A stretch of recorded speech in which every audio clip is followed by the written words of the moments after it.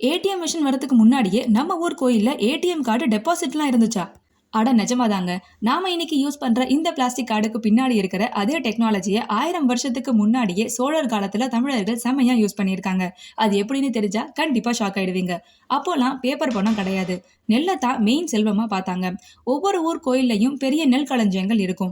விவசாயிகள் அவங்க விளைவிச்ச நெல்லை அங்க கொண்டு போய் சேமிப்பாங்க. இதை தான் நம்ம ஊர் டெபாசிட் சிஸ்டம். ஊர்ல பஞ்சம் வந்தாலோ இல்ல அவசர தேவைனாலோ அங்கிருந்து நெல் எடுத்துக்கலாம். அது மட்டும் இல்லாம ராஜராஜ சோழன் காலத்து கல்வெட்டுகளை பார்த்தா இன்னொரு விஷயம் நமக்கு புரியும். அப்பவே மக்கள் பணத்தையோ நிலத்தையோ கோவிலுக்கு தானமா கொடுத்துட்டு அதுல வர வட்டியில விலைக்கு ஏத்துறது, சாப்பாடு போடுறதுன்னு இன்னைக்கு இருக்கிற பிக்ஸ்ட் டெபாசிட் முறையை அப்பவே ஃபாலோ பண்ணிருக்காங்க. இதுல ரொம்ப ஆச்சரியமான விஷயம் என்னன்னா, வணிகர்கள் ஒரு ஊர்ல இருந்து இன்னொரு ஊருக்கு போறப்ப பணத்தை சுமந்துக்கிட்டு போகாம ஒரு அடையாள சீட்டை அவங்க சேமிப்பு வச்சிருக்கிற கோயில்ல இருந்து வாங்கிக்கிட்டு போய் அடுத்த ஊர்ல காட்டி தேவையானதை அந்த ஊர்ல வாங்கிப்பாங்க.